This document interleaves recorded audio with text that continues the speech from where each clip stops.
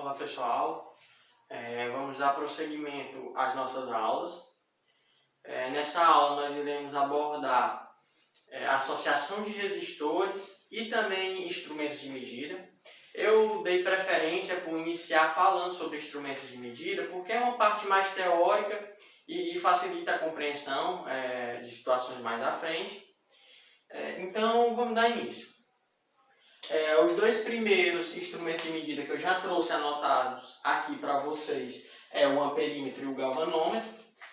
Ambos esses aparelhos eles medem corrente, certo? E qual a diferença entre esses aparelhos? A diferença básica entre eles é que o amperímetro ele nos diz a intensidade da corrente. Já o galvanômetro ele não mede a intensidade. Ou seja, o galvanômetro ele simplesmente nos diz está passando ou não está passando corrente. Mas ele não nos diz, caso esteja passando, ele não nos diz o valor. Já o amperímetro acaba sendo mais preciso, né, do ponto de vista de informação, porque se não tiver, ele marca 0. E se tiver, ele marca o valor em amperes que está passando. Voltímetro. Voltímetro é um aparelho utilizado para medir DDP. O próprio nome já diz volt, então ele vai medir a diferença de potencial entre pontos de unidade de circuito. Uma observação que eu coloquei aqui, que é pertinente para vocês, é com relação à resistência interna de amperímetro e voltímetro. O que é que ocorre? Em uma situação ideal, que é a situação que a gente se depara em questões de vestibular, a resistência do amperímetro ela tende a 0, isso significa que ele não é nenhum obstáculo à passagem de corrente. Na prática, no mundo real, é uma resistência que ela não é 0, mas ela é muito baixa, ela chega próximo ao 0. Já o voltímetro, a gente tem uma resistência muito alta, uma resistência que ela tende ao infinito. Em termos práticos, o que isso quer dizer para a gente? Se eu ligar um voltímetro na sequência de um ponto do circuito, naquele ponto do circuito, naquele trecho do circuito, não vai mais passar corrente, porque a resistência dele é tão alta. Se vocês se recordarem dessa fórmula, U igual a RI, se você pegar um circuito com DDP constante, se você aumenta muito a resistência, a corrente cai. São inversamente proporcionais. Então, se a resistência é infinita, a corrente é nula. É o que ocorre no voltímetro. Já o amperímetro, se você ligar ele num circuito de uma forma errada, porque o amperímetro ele tem que ser ligado em série. Voltímetro sempre é ligado em paralelo. Esses conceitos em série e em paralelo, guardem simplesmente isso, porque mais no final da aula eu vou falar sobre. O que ocorre? Se eu ligar o amperímetro em um ponto do circuito de uma forma errada, de uma forma que ele seja uma facilidade para a passagem de corrente, eu vou fazer com que a corrente ela não passe mais pelos outros pontos do circuito, vai passar simplesmente pelo caminho mais fácil. E aí a gente vai ter o chamado curto-circuito. O que é que ocorre no curto-circuito? É quando há uma corrente tão alta que aquela corrente ela traz danos para os componentes daquele circuito. Em que sentido? Lembrando que uma corrente alta, quando ela passa por um fio, ela dissipa energia, os elétrons dissipam energia na forma de calor, é o efeito Joule. Se a corrente é muito intensa, essa dissipação é muito alta. E aí acaba que o circuito superaquece e ele pode ter danos no circuito ou até mesmo levar um incêndio, no caso uma residência, algum problema do tipo. Nesse contexto que eu falei, voltando um pouco atrás, o resistor, amperímetro em série é o ideal, é o normal de se medir. Amperímetro em paralelo, ele vai facilitar a passagem de corrente por outro canto e aí vai gerar o curto-circuito. E outros aparelhos que são interessantes a gente comentar é com relação ao fusível e ao disjuntor. A função básica deles é manter a segurança no circuito. Eles permitem que aquele circuito passe uma determinada corrente e a partir daquela corrente não vai passar mais. Qual é o mecanismo por trás disso? O disjuntor ele vai desligar quando atinge aquela corrente e o fusível ele vai se fundir em certa corrente. Por quê? Porque o material que o fusível é feito é um material com ponto de fusão muito baixo. E aí, quando atinge uma certa corrente, vai ter uma certa dissipação de calor pelo efeito Joule, e o material do fusível ele vai se desmanchar. E aí faz com que o circuito que estava fechado ele acabe se abrindo, porque dentro do fusível não vai ter mais a continuidade do circuito. Por causa disso, o disjuntor você pode simplesmente religar, o fusível não, tem que ser substituído. Outro aparelho que é interessante comentar com vocês é com relação ao reostato. É bastante pertinente, inclusive na minha opinião, para o Enem, porque é algo bastante do cotidiano, que tem uma ideia bem simples, mas uma aplicação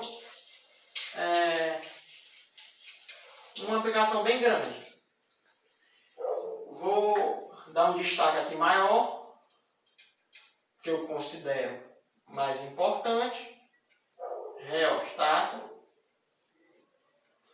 Aí eu vou tentar ilustrar aqui uma situação um pouco prática. Imagine esses dois fios, que esses dois fios eles vêm do aparelho, certo? Para cá tem a continuidade. Eu estou analisando esse trecho do meu circuito.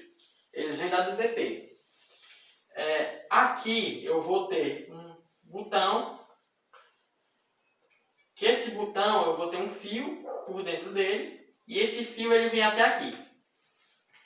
Já esse outro fio, ele vai vir e aqui ele vai adquirir essa conformação nessa posição. O que acontece? Se eu girar esse botão para esse lado, eu acabo aumentando o tamanho do fio. E esse formato enrodilhado já é justamente para que um pequeno giro permita um aumento muito grande do comprimento total do fio, porque o fio está enrodilhado. De forma análoga, se eu girar para esse lado, eu acabo diminuindo o comprimento total do fio. E o que acontece? Se vocês lembrarem dessa fórmula, R é igual a resistividade vezes o comprimento dividido pela área. A área do fio não vai mudar. E o material não muda, ou seja, a resistividade não muda. Então tudo isso aqui para a gente é constante. A única coisa que vai mudar é a resistência e o comprimento. Ora, se eu aumento o comprimento do fio, eu aumento a resistência. Outra fórmula que eu vou utilizar também para explicar isso para vocês é a fórmula da potência. Potência é corrente vezes a DDP. Em uma situação prática, esse aparelho ele estaria ligado numa tomada de uma residência. E a DDP da tomada ela é sempre constante, ela não vai variar. Então, para mim, seria interessante me livrar dessa corrente, deixar tudo em função da DDP, que é para facilitar as comparações. De que forma eu faço isso? Eu tenho essa outra fórmula, U igual a RI. Se vocês observarem ela, o I é igual a U sobre R. Substituindo I aqui, eu vou ter que a potência é igual a U ao quadrado sobre R, certo? E aí, no caso, a DDP é constante. A única coisa que vai estar variando é a potência e a resistência. Se eu aumento a resistência, a potência diminui, certo? Então, voltando à situação toda, se eu giro para cá, eu aumento o comprimento do fio. Se eu aumento o comprimento do fio, eu aumento a resistência. Se eu aumento a resistência, eu diminuo a potência do aparelho. Isso aqui é bastante comum em aparelhos como ferro de passar, que você ajusta a temperatura com base no giro de um botão, que ali é um reostato. E a ideia é basicamente essa. Bastante interessante, muito plausível de cair no Enem.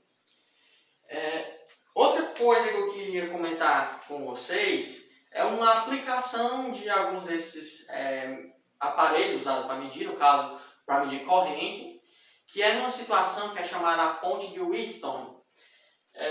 Nessa situação, caso caia no vestibular, sempre é a mesma situação. Porque não tem muita forma de variar esse problema.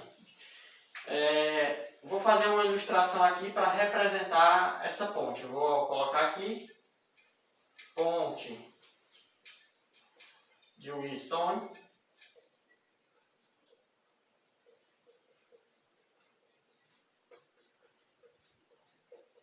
E aí eu vou colocar aqui o nosso gerador com a sua DDP.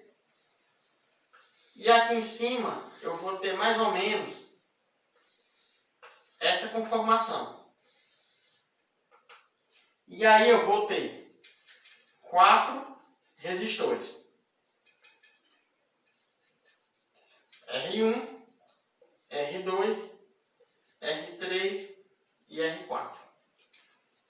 E aqui no meio eu vou ter um fio passando ligado a um amperímetro ou então um galvanômetro, simplesmente para registrar se está tendo ou não está tendo corrente aqui. Essa é a representação da ponte. O que ocorre? Diz-se que a ponte está em equilíbrio quando não passa corrente aqui nesse fio central, quando não passa corrente pelo galvanômetro ou pelo amperímetro.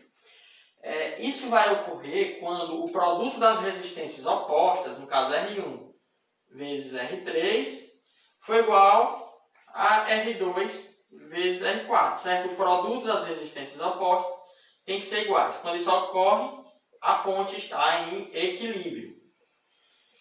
Basicamente, as situações em que isso é cobrado no vestibular seria dando 3 resistências e perguntando qual seria o valor da quarta para que a ponte esteja em equilíbrio. Ou então ele dá todas as resistências e ele pergunta se está ou se não está em equilíbrio. Aí no caso você realiza os produtos, se der igual a ponte está em equilíbrio, se der diferente a ponte não está em equilíbrio. E novamente lembrando, se não está em equilíbrio, o galvanômetro vai indicar a passagem de corrente. A ideia da ponte é basicamente essa. Bem, agora que eu apresentei os principais instrumentos, eu vou falar agora um pouco sobre a associação dos resistores em si. Com relação à associação de resistores, a gente tem 2 tipos básicos, a associação em série e a associação em paralelo. A associação em série, como o nome já diz, vem de seriado, sequência, em série. Uma ilustração que eu vou fazer aqui, eu vou colocar 3 resistores e eles vêm em um mesmo fio em sequência. Eu vou chamar R1, R2 e R3. E aqui a nossa resistência equivalente. O que seria a resistência equivalente? A resistência equivalente seria uma resistência média entre todas aquelas que estão naquele circuito. A nossa resistência equivalente em resistores associados em série é simplesmente a soma das resistências. Já em paralelo, a gente vai ter uma situação um pouco diferenciada. Em paralelo, um fio ele vai se dividir em vários, certo? Eu vou colocar aqui também 3 resistores, R1, R2 e R3.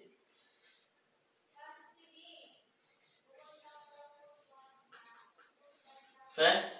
E a fórmula para encontrar a resistência equivalente ela vai mudar um pouco. Ela vai ser a soma dos inversos. O inverso da resistência equivalente, ou seja, 1 sobre RQ, é igual ao inverso da soma das resistências. 1 sobre R1, mais 1 sobre R2, mais 1 sobre R3. Essa situação aqui que eu coloquei para vocês. Algumas considerações importantes sobre esses 2 tipos de associação. Primeiro, em série, uma coisa bem lógica que vocês podem perceber é que a corrente que percorre todos os resistores é a mesma. Por quê? Porque se tem uma corrente I aqui, tem que sair uma corrente I aqui. Inclusive, isso aí vocês vão ver ainda mais na frente, que é a lei de Kirchhoff, que a soma das correntes que chegam em um ponto tem que ser igual à soma das correntes que saem daquele ponto. Você não tem perda de corrente. Então, a corrente que passa por aqui é a mesma que passa por aqui e a mesma que passa por aqui. As correntes são iguais. Em contrapartida, A diferença de potencial aqui entre esses dois pontos é a diferença de potencial de R1 mais a diferença de potencial de R2 mais a diferença de potencial de R3. É a soma delas individualmente. Já nessa situação aqui em paralelo, a gente vai ter que as correntes elas são diferentes, certo? Mas a corrente total é a soma dessas correntes, porque isso aqui vem um valor I, e se divide em I1, I2 e I3, e vai ser a soma do que se dividiu. Novamente, pela lei de Kirchhoff, que vocês ainda vão ver, a soma das correntes que chega é igual à soma das correntes que saem. E já com relação a DDP, todos esses resistores eles estão submetidos à mesma diferença de potencial. Então, novamente, em série, a mesma corrente e a DDP total é a soma das DDPs individuais. Em paralelo, é a mesma DDP e a corrente total é a soma das correntes individuais. Inverte um pouco. Uma forma de vocês perceberem essa questão da DDP ser igual para todos, e inclusive ajuda muito na resolução de alguns problemas um pouco mais complexos, é a análise dessa simples ideia. Eu vou começar aqui falando sobre, em série, eu vou chamar aqui esse potencial é A e esse é B, e aqui também eu vou chamar de A e B. O que é que ocorre?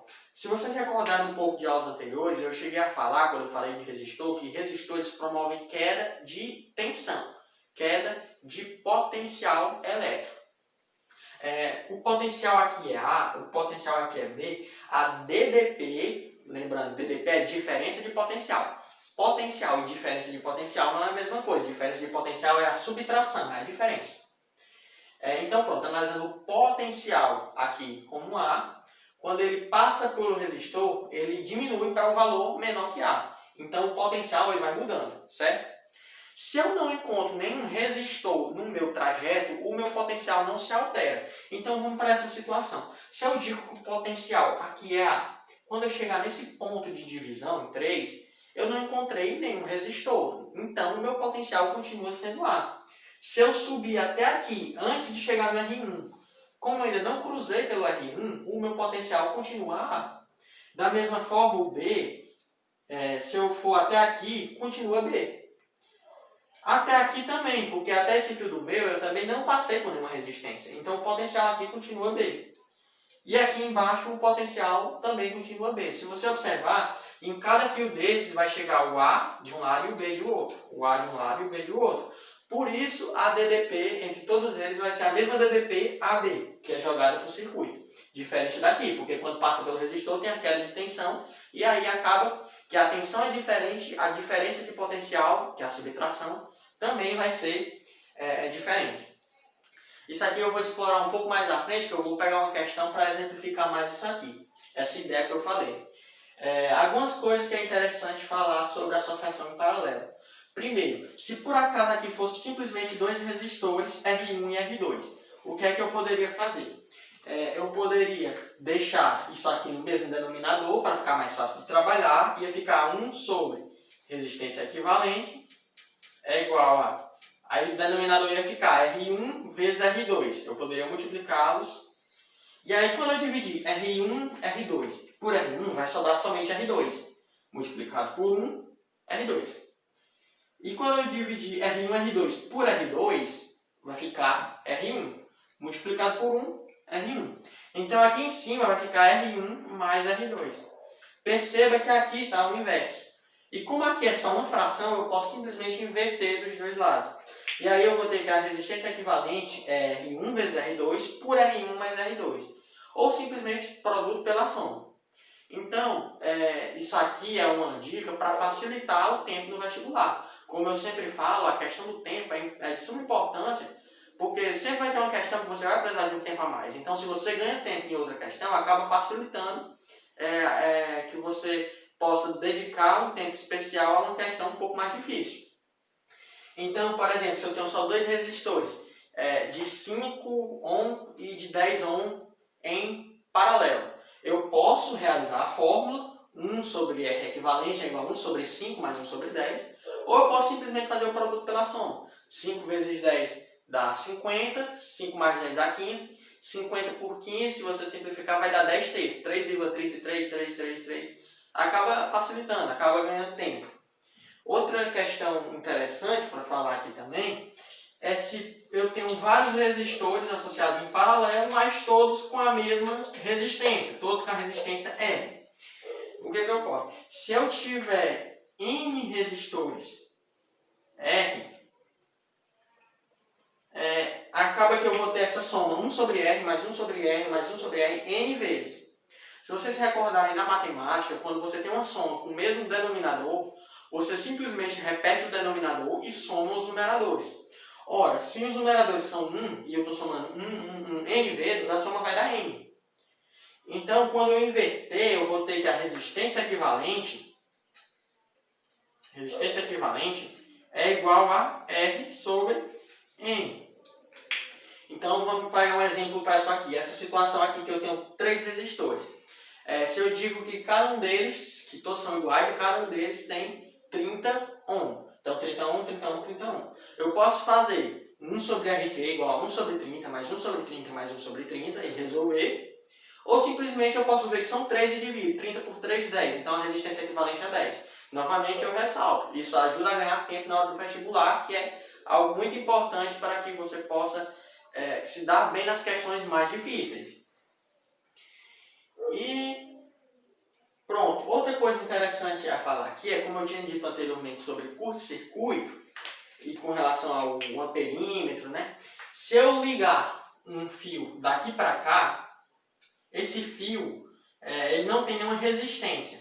Então, a corrente, lembre bem da corrente, como se fosse uma corrente de água. Acaba que esse caminho ele não tem nenhum obstáculo, então a corrente vai toda por ali, porque ela sempre procura o caminho mais fácil. E acaba que esse resistor ele fica inutilizado, não vai passar nada por ele, é como se ele nem estivesse aqui. Se por acaso eu pegar esse fio e ligar passando por todos os resistores, a corrente não vai passar por nenhum deles. E aí que a gente vai ter o chamado curto-circuito. Quando eu falei lá atrás do amperímetro, porque lembrando que o amperímetro ele não tem resistência interna. Então eu ligar o amperímetro em paralelo seria a mesma situação que ligar um fio facilitando a passagem de corrente sem passar por nenhum resistor. Seria essa situação. Já se por acaso eu ligasse um voltímetro aqui, por exemplo, o voltímetro ele tem resistência infinita. Então ele não ia deixar passar nenhuma corrente, o circuito não ia ter corrente, porque o voltímetro foi ligado errado. Então voltímetro em paralelo, amperímetro em série. A ideia básica é essa. Agora eu vou pegar uma questão que eu achei bem interessante, que ela trabalha aquela noção dos pontos com o mesmo potencial que eu falei anteriormente. Novamente eu ressalto, diferença de potencial não é a mesma coisa que potencial. Vocês viram isso nas primeiras aulas. A diferença de potencial é a subtração de dois potenciais. No caso, o potencial A e o potencial B. A questão que eu vou trazer para a gente resolver é uma questão que ela não tem alternativas, ela não tem cálculo, ela exige um pouco mais de ideia, uma ideia bem elaborada, não exige tanto cálculo. É a quinta questão dos exercícios de fixação. É uma questão da Universidade Federal de Pernambuco, e ela nos diz o seguinte: no circuito a seguir, qual a resistência equivalente entre os pontos A e B? E ele nos dá essa situação. Aqui ele coloca o ponto B, se eu não me engano, é o ponto B, e aí vem e tem um círculo. No centro desse círculo, a gente vai ter o ponto A, e aí a gente vai ter 4 resistências. Uma, nesses sentidos aqui que eu coloquei no círculo. E cada uma delas, elas vão valer 20 ohms. 20 ohms, 20 ohms e 20 ohms. Ele quer o valor da resistência equivalente entre os pontos A e B. Essa figura não facilita nada a visualização do problema. Mas vamos utilizar aquela ideia de pontos que não passam por um resistor, eles continuam com o mesmo potencial. Se você sair aqui do ponto B, o potencial é B. Vem andando, continua B. Chegou nesse ponto aqui de divisão, 3, continua B. Você não encontrou nenhuma resistência. Então, para cá, continua B. Continua B.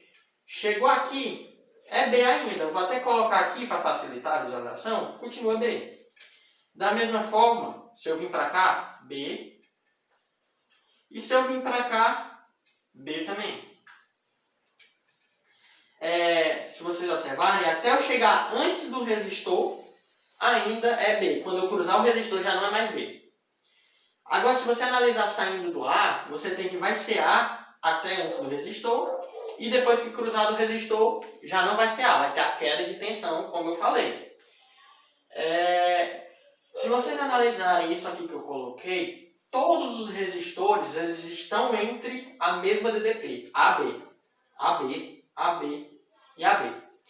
O que é que isso nos diz? Se vocês recordarem, o tipo de associação em que a mesma DDP é fornecida para todos os resistores é a associação em paralelo. Então, por isso aqui, eu já vejo que esse tipo de associação é em paralelo. Aí é fácil. Eu posso simplesmente aplicar a fórmula, ou então eu posso usar a dica que eu acabei de falar. Eu vejo que são 4 resistores iguais, então eu simplesmente pego 1 e divido por 4. 20 por 4, 5 ohms. Pronto, a resistência equivalente é essa. Voltando, se você percorrer de um ponto e não encontrar nenhum resistor no seu caminho, o potencial continua o mesmo. Por isso que o potencial aqui também é B. Porque daqui para cá não tem nenhuma resistência. Daqui para cá não tem nenhuma resistência. Daqui já mudou, é A. Por quê? Porque passou por uma resistência. Então essa ideia é bastante útil na resolução de alguns problemas, que a visualização da figura não ajuda tanto. Existe também outra forma de resolver essa questão, que é uma forma exige um pouco mais de pensamento e não utiliza essa ideia. Seria se você pensar, aumentar o comprimento de um fio, se você não está alterando a posição de um resistor ou de um gerador, você não está alterando nada do circuito. Então, você poderia aumentar o comprimento desse trecho do fio e trazer esse ponto de bifurcação aqui junto com o B aqui para frente do plano, certo? Aí no caso seria o ponto B, e o ponto B ele ia irradiar 4 fios, cada um passando por um desses resistores. E aqui do A, você pegaria o A e esticaria para trás do plano. E aí você ia ficar com o B para frente, o A atrás e os 4 resistores passando de um lado para o outro. Aí nessa situação, se você fizesse um pouco de visão tridimensional, você ia ver que eles estão em paralelo. Como eu disse, é uma visão um pouco mais elaborada, precisa de um raciocínio melhor, de um raciocínio maior. E utilizando essa dica que eu falei, acaba se tornando bem mais fácil do que pensar nessa última resolução que eu apresentei aqui para vocês. Outra questão que eu acho interessante comentar também é uma questão que ela é do Enem, e é a 8ª questão dos exercícios propostos, e ela nos diz o seguinte: um grupo de amigos foi passar o fim de semana em um acampamento rural onde não há eletricidade. Uma pessoa levou um gerador a diesel e outra levou 2 lâmpadas, diferentes fios e bocais. Perto do anoitecer, iniciaram a instalação e verificaram que as lâmpadas eram as especificações da lâmpada, 60 watts e 110 volts. Só uma observaçãozinha para vocês. Sempre quando as lâmpadas vêm com a especificação, elas trazem watt e volt. Só porque elas não trazem a resistência interna. Mas se vocês utilizarem o como a voltagem que ele traz, tipo aqui é 60 watts e 110 volts, você considera o U como 110. Você considera o P como 60 watts. Aí você utiliza a fórmula P igual a U ao quadrado sobre R, que eu demonstrei anteriormente, você encontra a resistência fácil. E na verdade, isso aqui é o que ele indica. Se você ligar em 110 volts, a potência vai ser 60 watts. E se você ligar em outra DDP, a potência vai mudar. Tem como saber qual será o novo valor apenas com as especificações? Não. Então, sempre que você se deparar com a questão que ele dá as especificações da lâmpada em watt e volt, use a fórmula P igual a U ao quadrado sobre R e encontre a resistência. Porque independente da situação que você coloca aquela lâmpada, a resistência dela não muda. Pode mudar a DDP, pode mudar a potência, pode mudar a corrente, mas a resistência é própria da lâmpada, a resistência não muda. Então sempre faça isso. Mas para essa questão não é necessário. ela nos fala que o gerador era 220 volts, a lâmpada, a especificação dela era 110. Para que as duas lâmpadas possam funcionar de acordo com suas especificações, o circuito tenha a menor perda possível, a estrutura do circuito elétrico deverá ser de 2 bocais ligados em... Bem, se eu ligar essas lâmpadas em paralelo, todas as duas vão receber os 220 volts. Como eu falei, a mesma DDP que é gerada, ela é direcionada para os resistores. Então eu vou ter que ligar elas em série. E aí ele nos traz uma pergunta com relação à espessura dos fios. Ele quer que haja a menor dissipação de energia possível, a menor perda de energia possível. Se vocês recordarem a fórmula que eu já usei aqui, a resistência é a resistividade própria do material, comprimento dividido pela área, certo? No caso, ele não vai alterar nem o comprimento nem a resistividade, ele vai alterar a espessura, ou seja, a área, e no caso a gente vai estar comparando com a resistência. Se vocês analisarem a situação, se você pegar um fio de maior espessura, ele vai ter maior área e ele vai ter menor resistência, certo? Aí, o que é que ocorre? Se você pegar uma situação em que a potência, certo? Eu posso representar a potência por P igual a RI ao quadrado. Lembrando que aquela fórmula original ela nos fornece essas duas situações, certo? Essas duas fórmulas elas saem da forma P igual a I vezes U e U igual a RI. Você pode obter essas duas situações. Como a gente está analisando a situação que a gente colocou em série, no caso a corrente nossa não vai mudar. Então é interessante pegar essa primeira. Por que é interessante pegar essa primeira? Porque isso aqui vai ser constante, a gente vai comparar só a potência e a resistência. Então se eu pegar um fio de maior área, ele vai ter menor resistência. E se ele tem menor resistência, ele vai dissipar maior potência. Então, para essa questão, a gente tem que usar